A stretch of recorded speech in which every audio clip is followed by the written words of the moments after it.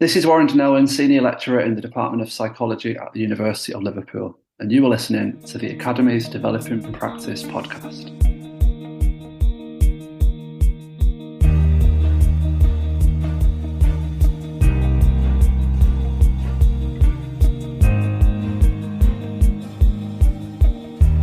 Hello and welcome to another episode of the Academy's Developing Practice podcast. In this episode, we chat with Warren about his recent Learning and Teaching Fellowship, awarded for his innovative development of stress-busting workshops to support students' wellbeing. We hope you enjoy.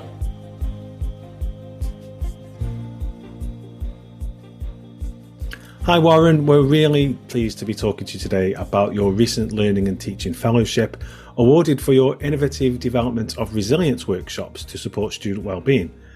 But before we get started, and we always do this with every guest that we have on, we'd like to get a little bit about your background, how you've arrived at the position that you're in at the University of Liverpool, and a little bit more about you. So, Warren, over to you. Thanks, Matt. It's a pleasure to be here. Thanks for inviting me on. I was recently promoted to Senior Lecturer after a 13 or so year journey. I started in 2009 as an undergraduate student. So in some ways I never left, never quite worked out whether that's a good thing or a bad thing. I like to think of myself as a psychologist first and a senior lecturer second, really, because my teaching and research specialism is in lifespan psychology. So sort of interested and fascinated by human development and the forces that drive our behaviour and our health essentially over the life course. But resilience is something that I've published a lot of research on, looking at it in the context of like dementia care and social care, but essentially asking the question, given exposure to an equivalent stressor, why does Bill fall and Ben thrive? Is a question that I've asked myself for many years. And as I said, I've published extensively in that, but I've more recently started to embed that into my teaching and embed it in the workshops, which we're here to talk about. It's interesting that we have a few people on the podcast, Warren, where they've studied at Liverpool and then they've carried on their career at Liverpool. So just tell us a little bit, why do you think that is? It seems to be a trait of this institution, to be honest with you. People come to the city and then they never leave. I think it's a Liverpool thing, isn't it? It's a city thing. I read an article recently about Liverpool. It's been voted as one of the best cities to live in.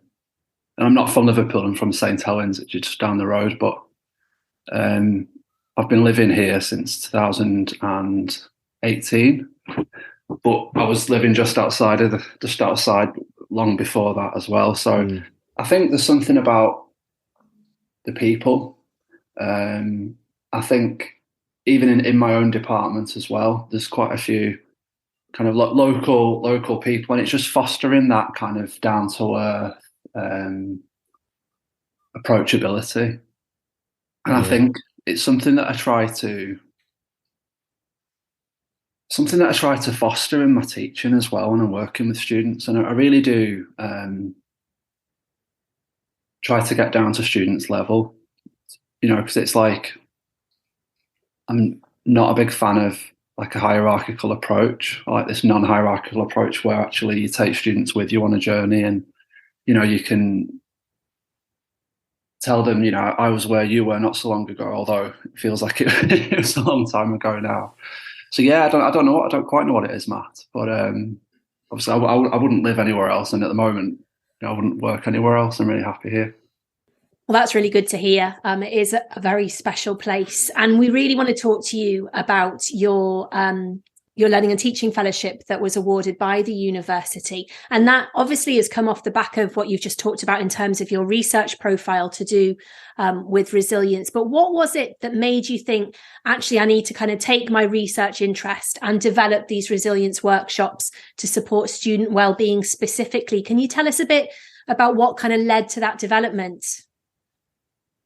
Yeah, Alex, I think, well, for starters, as I'm sure we'll discuss, the resilience workshops essentially were designed to target students who experience anxiety in relation to their assessments, whether that be presentations or exams. Now we know that, student mental health is on the national agenda, rightly so. But within psychology, I mean, we have just such high student numbers. We have around 400 students per year in our undergraduate programme. And the last time I looked at the numbers, between 10 and 15% of students with support plans as well. So we have a lot of disabled students. We've got a lot of students with support needs. But I was interested in this data from the university's disability advice and guidance team, which indicates that between 2012 and 18, the percentage of our students who were disclosing a mental health condition rose by 11%. And I'd imagine, this was pre-COVID, I'd imagine it's gone even higher since then. So it was this perfect storm of students with needs, particularly in and around the mental health as well. As a departmental disability contact, I've done that role now for approximately 7 years. I was noticing as well that students were being referred to disability advice and guidance. Well, they were being referred to me with support plans for exam anxiety. Like, that was the disability that was being disclosed, and I just thought, wow, is there not more we could do at departmental level? So you had that kind of context. You had all of these quite startling figures, and then I had the very real situation where I was having students referred to me for support for things that I just felt like we could actually do more about in-house. So that was around presentations and exams and things like that. So that was when me and my colleague Caroline Hans saw this as an opportunity to do more stuff in-house, a kind of a by psychology for psychology model of support, which, as I said, uses research-connected provision and then personalises and tailors that support to individual student needs. Fantastic. And from that came these resilience workshops. And we talk to quite a lot of our guests about this who come to talk to us about resilience. I'm just trying to work out the balance in my head between how we need to work with our students to build their resilience to deal with the stresses that they face in higher education, and how much is actually on us as academics and as professional services members of staff to change the way that we do things to decrease the level of anxiety. Am I making sense in terms of often we go, oh, well, we need to build your resilience. But sometimes maybe do we need to look instead at the way that we do things at the university that causes that anxiety? Or do you think that's unfair? I think you've touched on a really important issue within the resilience research literature. Over the years, I've had a lot of success with, as I said, publishing resilience research in the context of social care, dementia care. But I've had some pushback as well, particularly when I wrote a blog for The Conversation, which got picked up by the national media and then misconstrued. But in the comment sections of that article, we had some really interesting feedback from people saying, kind of similar to what you were just saying, which is, if becoming more resilient makes me more adept at carrying a greater load, then why would I want to be? Why would anyone want to be more resilient? And that's a perfectly valid question to ask. But I think where I come down on it, after having spent the best part of 10 years studying it and researching it and teaching it, is there's always going to be, the buck stops with you. So yes, there's always going to be room for improvement in terms of the way the university operates, or the way that we teach, or the way that services are designed. But ultimately, there is an element of responsibility on the individual. So I think the way that we strike that balance is, yes, we can look at those wider factors. We can look at the context. I call it an ecological approach, or a systems approach, where we look at the student in a complex web of interacting levels, and we can work on those wider factors, and that's our responsibility to do that as a university. But ultimately, the student needs resilience skills. I talk about resilience a lot, not just in terms of the theory and all the content that I teach, but also in terms of, I teach a lot of quite sensitive content, which could potentially and does trigger some students, people reflecting on their own family situations and things like that. But, I always say to them, there needs to be an element of resilience with the way that we're working with material, the way that we're interacting. So I think, yes, the responsibility is shared between us, but also between the students. And that's not just a university issue, that's an issue that transcends all, life in some ways, isn't it? Yeah, absolutely. I like that your focus is, you've looked at the data around specifically kind of exam anxiety. And I think you mentioned presentations as well. And you've seen that data increase. Do you think the data has actually increased? Or do you think actually we've just given young people the language now to talk about how they're truly feeling in terms of these things scare me or these things make me anxious? So that's why the data's increased. It's a good question.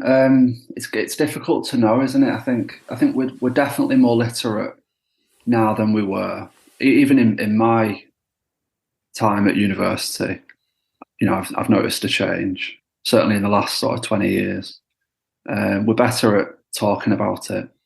It's still massively taboo. Even I work with students under the badge of disability in inverted commas. Not everyone identifies with that term. Not everyone feels as though mental health even comes under a disability label. So there are challenges around identity. I think, is this me? Do I have this thing called depression? Do I have this thing called anxiety? And that's something that we see every day. I see every day in my role as disability lead in the department. So I think we are getting better at identifying it. And that's obviously reflected in the data. But I think there's a long way to go, and there's still a hell of a lot of stigma. And a lot of what we call self-stigma as well, where people self-stigmatize. And one of the areas that we work on a lot in the workshops is confidence, self-efficacy, because students, and I've noticed this since COVID as well, I don't know what your experiences have been, but students are not very self-compassionate. When they talk about themselves, about they're very self-critical. And I talk to them a lot in the one-to-one meetings with them about just being gentle. And that's not a sign of weakness. That's actually a sign of huge, it's actually a highly resilient thing to be able to say, actually, I'm struggling and I need to kind of talk to myself in a more compassionate way. So resilience isn't just about, weathering the storm and putting your umbrella up. It's about learning the skills and knowing when to use them, and knowing when. And part of that is knowing when to ask for help and seeing that as a strength, not as a weakness. Yeah, I have to agree with everything you said there. The bit about how language has changed, maybe, and how people are being a bit more open around this is really interesting to me. So you hear that term, I've been triggered, or something's triggering, and I hear that a lot these days. It's one of those terms which is now incredibly popular. But then I also hear people make a joke of that, just like you've said, that sort of self-deprecation bit where they say they might have been triggered and then they make a joke of it. Maybe that's something that's particularly British. I don't know, but it feels that way sometimes, where what you're actually saying, if you get underneath the skin of that, is that something's affected you, and you might actually be asking for a bit of help, a bit of guidance. You might be asking for an honest conversation around it, but it seems to be, I don't know, laughed off on both sides sometimes. It's interesting as well when you talk about putting these workshops into students. Can you tell us a little bit about the model you use? Now, we've had a couple of people that have been on the podcast before, as Alex alluded to. I think one was named Russell Harvey, who talked about a resilience wheel model, which I think actually confidence was one of those elements on his wheel. We've had Liggy Webb in the past, who's talked about gratitude a lot, and has also talked around that, what you've just mentioned there about that self-talk, not being too harsh on yourself, like, come on, get over it, that sort of self-talk that I do an awful lot. What's been your model that you've used to design and implement your workshops? Yeah, I mean, there's, just to pick up on what you said about feeling triggered as well, because I think there's a danger, I think, sometimes of censoring our material and mollycoddling, for want of a better word. And, I've been really open about the need to cover material that some people perhaps don't want to hear or might feel potentially triggered by. We can't censor material. I think, particularly in psychology, we have a lot of students who come and study psychology because they've been touched by mental health issues. There's far too many for it to be a coincidence. I can certainly reflect on it in my own life. What got me interested in psychology, what got me interested in resilience, is in part a response to things that I've experienced in my life. So I think, yeah, students are triggered but I think the notion of putting trigger warnings on everything isn't always helpful, and it doesn't necessarily facilitate resilience. I think sometimes exposure to those things builds up that inner strength.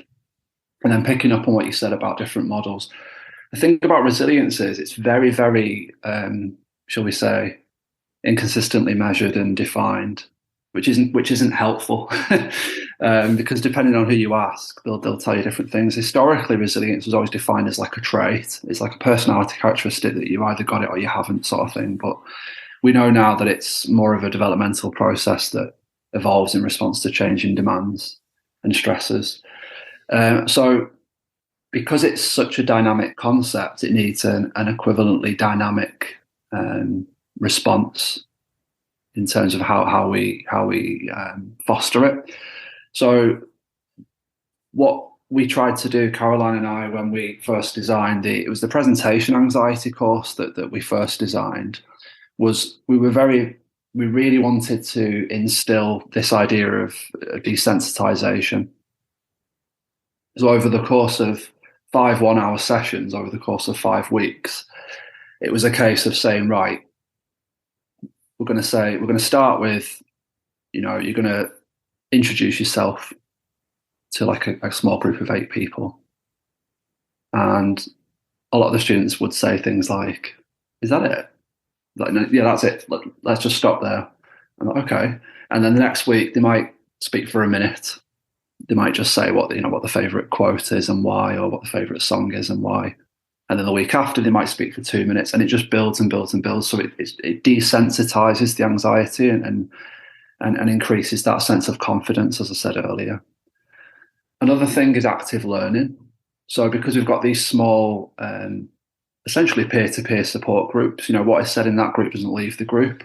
You've got like-minded students who are all in the same boat, who are all having the same experience. We've also got, in each group, it's led by a staff member in psychology, but we also try to have it co-facilitated by someone who's an alumnus, in inverted commas, of the group as well. So someone who's been through the workshop program and can actually sit shoulder to shoulder. And I think peer support and speaking to people and talking over problems and sharing in that way is immensely powerful. I've spent many years in support groups as part of my research. And I now run my own one in the department as well, which we can hopefully speak about for disabled students. And I just think that peer support is an incredibly powerful medium. Someone once said to me when I was collecting data for my PhD that it was an older gentleman, and he said that I often learn more from the guy sat next to me than I do the person at the front facilitating. And I just thought, it's always stuck with me. It's always resonated with me. And I try to take it now and embed it. So we embed that here. So creating a forum, essentially, within which students can come together, share, and actually support one another so that it becomes greater than the sum of its parts. It becomes something more. We create the nuts and bolts, but then where it goes next, building that flexibility so that where it goes next is very much determined by the students. So desensitization, active learning about how the body responds to stress, learning about effective ways to prepare for a presentation and so on. But at the very, very heart of it is this peer support model, the coming together of like-minded people so that it doesn't feel as scary.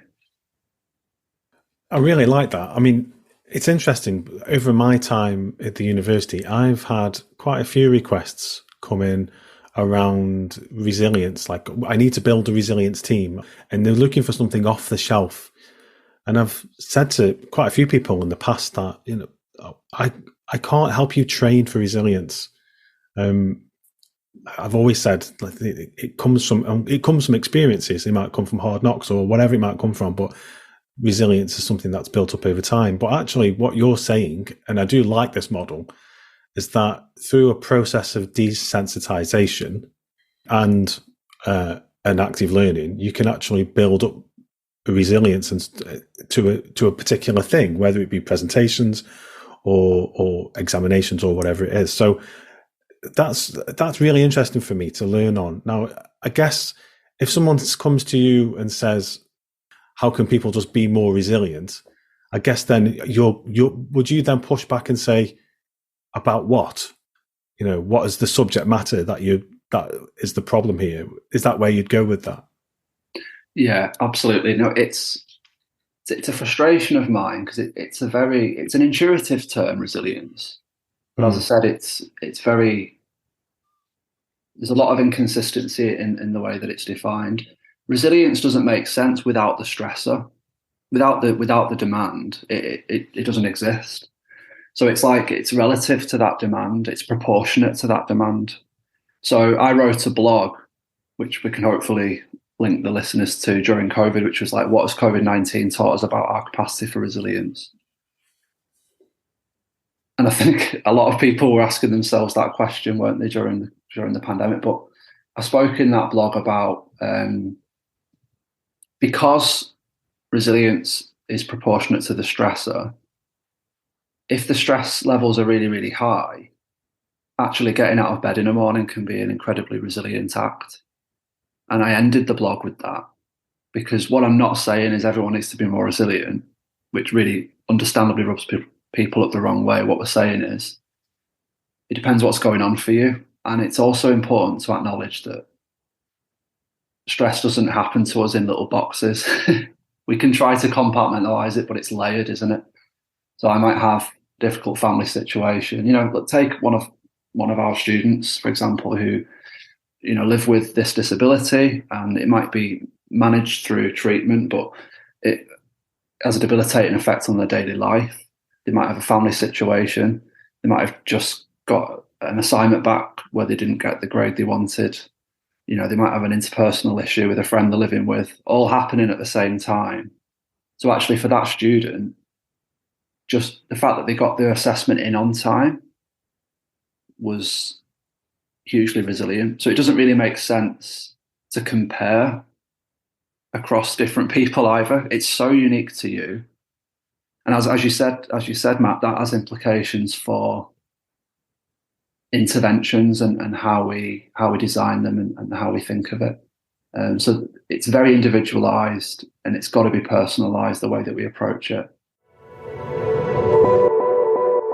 Brilliant. So in terms of just getting a really clear overview of the workshops, they started in terms of supporting students with their presentation skills, and now that's evolved into exam anxiety as well. Are these self-selected by the students? Are they extracurricular? Yes, they are. Okay. We do try to target the recruitment at students that we think would benefit. Okay. So I just wanted to clarify here that these workshops are fully inclusive. Great. So whilst we do get lots of students with support plans, disabled students, they're not designed for disabled students. They're designed for everybody. But as you know, when you sit in face-to-face, you do get to know the students. You do know students who'd benefit from them. So you can do a bit of targeted advertising. We do a lot of like snowball advertising as well, where, if you can get some people in and then they thought, that wasn't that bad, and then they can go and tell their friends, and then we see it snowballing that way as well. Fantastic. So this is extracurricular, and the students kind of self-select to come along, and it's a series of 5 workshops. The presentation course is 5 one-hour sessions, and the exam anxiety is 4 one-hour sessions. Fantastic. That's brilliant. And have you had a chance to evaluate the impact of this approach in terms of the student experience and, I guess, ultimately student outcomes? Yeah, we have. It's it's been a bit of a learning curve, this evaluation, because I think one of the things that I've learned is that you've got to build in a really robust evaluation model from the start. It can be very difficult, can't it, to try and capture that impact retrospectively. But we did, and we've always been really open to feedback, mainly qualitative feedback from the students, whether that be verbal or whether that be written by email and whatnot. Over 100 students, by my last count, have successfully completed one or both of the courses. It's really overwhelming, actually. It consistently shows that the workshops increase students' confidence. They love the peer support element. They love the psychoeducation element to it. Whilst we haven't quantitatively analysed, whilst we haven't correlated, workshop attendance against performance, sort of exam performance, students are telling us that they are subsequently performing well, in some cases surpassing their expectations. And yeah, just talking about how it's reduced their anxiety. They don't feel like they're on their own. Some students told us that it increased their cognitive capacity during the exams. But I think that the thing that comes through all of it, the thing that's threaded through all of it, is just this sense that they weren't on their own and that they'd learned these skills which they were able to implement. I think it sounds great. 100 students going through either one or both is, that's a huge amount of students, actually. Have you had any interest from any other departments in the university? Have you had any requests to share what you're doing or to share that sort of practice? Yeah, so I've got to tip my hat here to Caroline, who's my partner in crime. She's it was essentially her brainchild, the presentation anxiety workshop back in 2016. But I think when the two of us started working together, we thought, actually, there's nothing like this going on. And I knew from my disability role that I had contacts in lots of different departments, not just within my faculty, but in other faculties as well. So through my contacts and through my networks, we've been able to disseminate it, and it's become like a real flagship model of support across the university. So we've disseminated it at the Learning and Teaching Conference a few times. I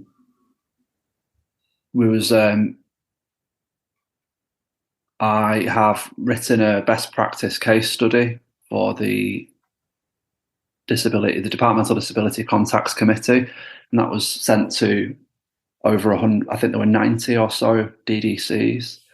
In the School of Health Sciences and the School of Life Sciences, they've not adopted it in exactly the same way that we have. They've not just sort of picked it up and plonked it down. They've adopted principles of it. So, for example, in health sciences, they decided rather than run distinct workshops, they took some of the techniques and some of the activities that we designed and they integrated it within existing modules. So that they were taking principles and activities and exercises that we designed and employing them within modules rather than in an extracurricular way, which made most sense for us. Really exciting as well is on the back of the fellowship. I had a chat with the Director of Student Recruitment and Widening Participation, and we had a really, really interesting chat about the potential to do more stuff pre-entry. So looking at our prospective students, because one of the issues is that transition to university, which I still remember myself as being an incredibly nerve-wracking, anxiety-provoking time. So whether we can almost take the workshops on the road, in inverted commas, so that we can try and smooth that transition and say, look how supportive this department is. Look at the kind of support that you're getting and smoothing that transition so that when we arrive, it doesn't feel as new, it doesn't feel as scary. That's brilliant. That there's so many places where that can be embedded. I think just when you were speaking there, I was thinking, when you were talking about some of the practices that have been embedded in other places, not just like being picked up wholesale, but the know-how team and the libraries, and if those practices were mirrored with that area as well, that would also help spread, those type of practices right across the whole student body, wouldn't it? I don't know if you had any of those conversations, but these are the links which will be really powerful. Yeah, well, this is it. When I first started talking about this on a university level, a lot of people were saying to me, the know-how team do a lot of similar things. And I've had conversations with the know-how team, and I've actually since developed an online training module on resilience with them. But we were really clear that whilst the know-how resources are excellent, they were quite generic, by design. Yeah. We were really passionate that actually what we were doing was tailored to our students. And I think it needed that involvement from staff that knew the students and people who'd gone through the workshop program who were able to come back and sit shoulder to shoulder with them. So we felt like that was quite unique and it needed that touch. And that's not to say that these other departments who've employed our practices, we've designed them to be flexible and so that they can be adopted elsewhere. But it did require that tailored, personalised, research-connected approach. That know-how, whilst it was fantastic, they didn't really have the capacity to provide that level of support that we could. No, and I guess they're never going to be able to provide the peer-to-peer elements of that either, are they? Which, as obviously you've said, has been so successful in your area. Brilliant. Is there something unique about your model, that even though obviously we can see this is highly transferable for all disciplines across the university, there's something really specific about getting students together in the same discipline in terms of building their resilience as a student of psychology, for example, which are different to building resilience within students of history? Do you think that the model needs to keep that discipline specific element to it? I think it does. Whether it's discipline specific or whether it's just finding some commonality, because I think, that you get that like-mindedness and that peer element. I think there's depends on local priorities as well, because I think within our faculty, you've got health sciences, and they're very different because they have lots of programs. You've got physio, you've got radiography, you've got nursing, and it's very applied. So it would look very different, and I can totally see why they've done it the way they've done it. But it's a case of what we've done is we've provided almost like a model and an ethos. We're trying to change policy and ethos here. We're not just dealing with I've always been really clear that we're not just sending round some slides and saying, go and use them. We're saying actually this is that this requires a step change in how you think about student support. I think it does require that discipline specific touch. I think what also makes it unique is,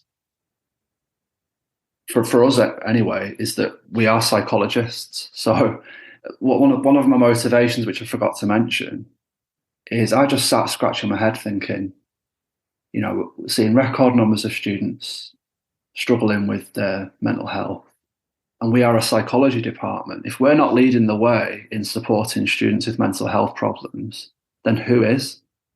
Who's going to do it? And I'm not saying we're there yet, it's a work in progress, but we're a hell of a lot closer to that than we were, 5-6 years ago. So I think that's what makes us unique as well.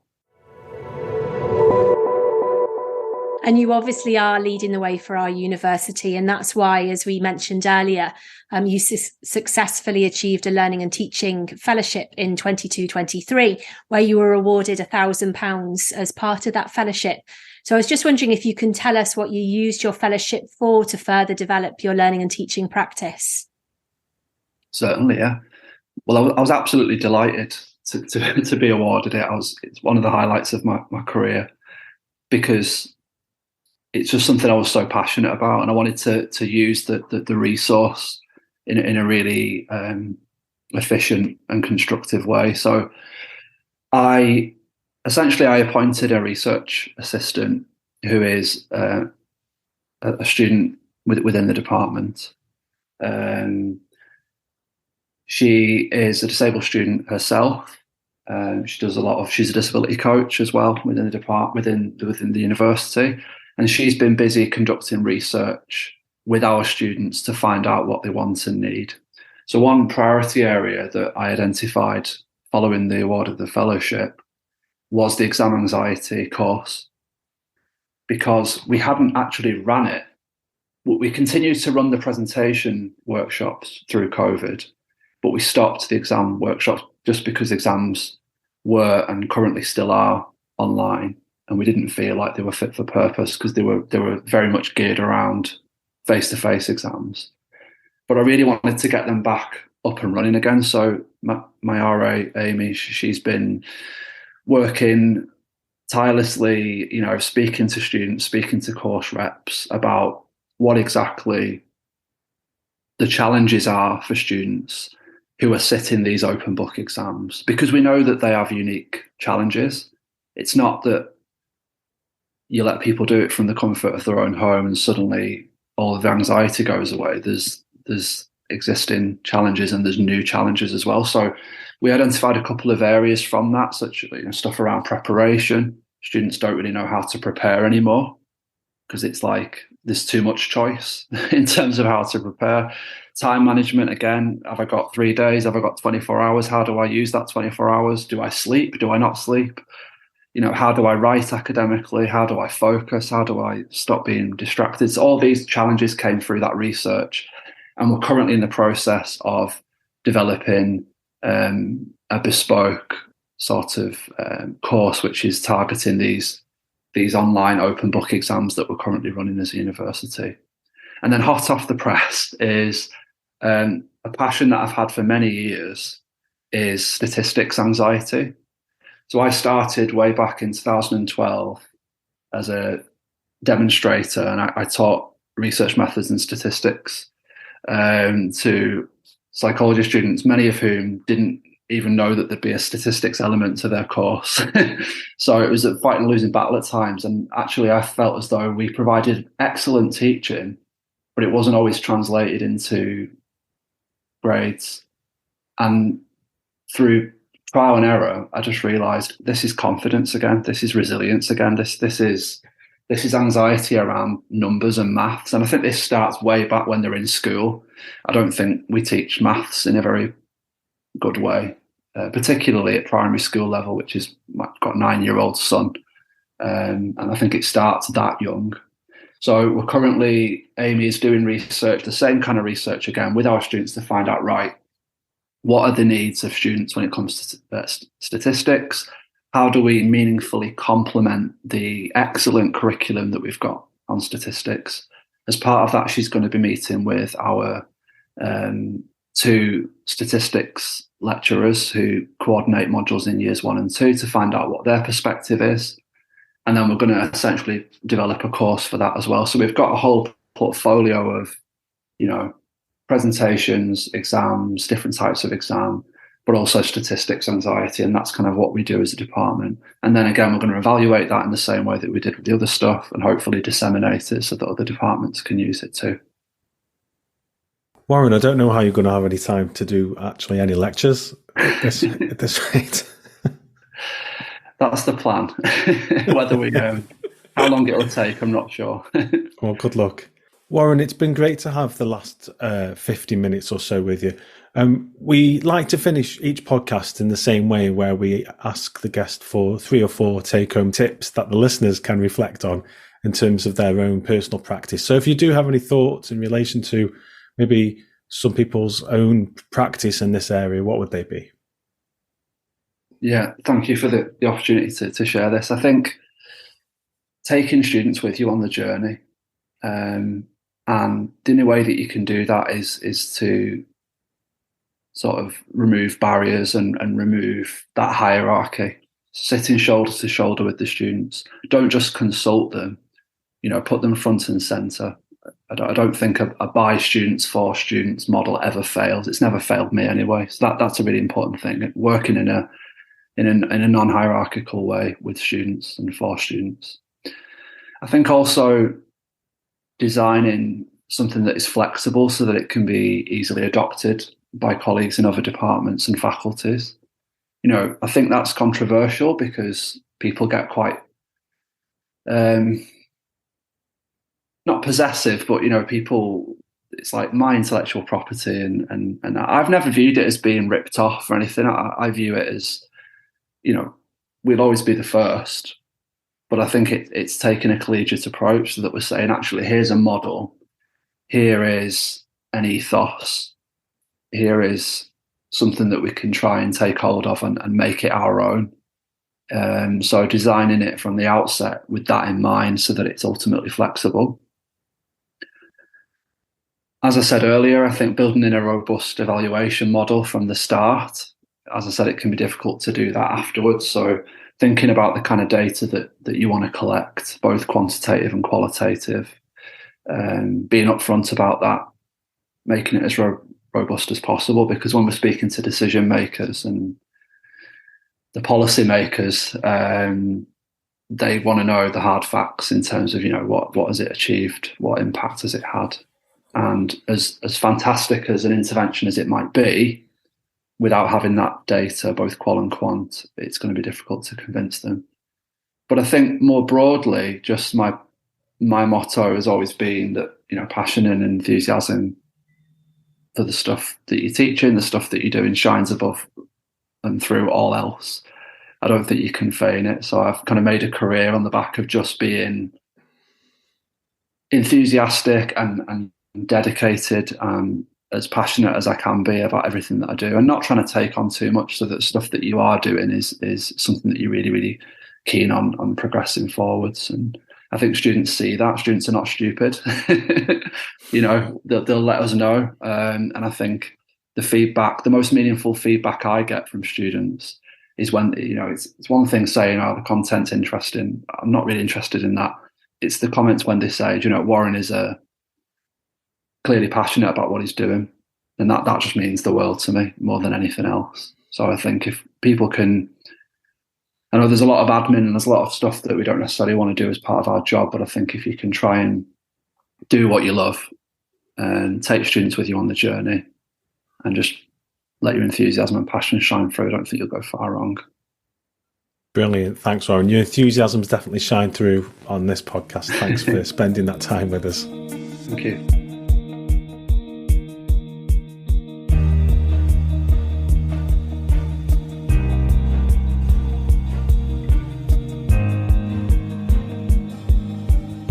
Well, I really enjoyed that conversation with Warren. I really appreciated the way he talked about the balance that we need to find between looking at the policies and practices that we have in HE to reduce the anxiety load on students, whilst at the same time supporting the students themselves to build their personal resilience. And then he talked about how important it was that we get that balance right. There was some really innovative practice there from Warren, and I really enjoyed that conversation myself. He talked about the workshops that he and his colleague have developed, which help students to understand the skills they need that build their resilience and also supports them to know when and how to put these skills into practice, which sounds highly transferable actually for other departments and faculties across our institution. Yes, absolutely. So if you'd like to take your thinking further, we've added some further resources to the website on a specific podcast reading list, which includes some of Warren's own resources. And you can access that at liverpool.ac.uk/the-academy/podcast. Also, we love to hear what you think of each episode, so please do tweet us at LiveUniAcademy, and you can also find us at eLearnerMatt or at Alexandra_Owen on Twitter. And we're really grateful for those who have taken the time to either rate or review our show in your podcast provider's app. So if you haven't done so already, please do take the time to review our show, or even better, simply share the episode with friends and colleagues on your social media. Bye for now.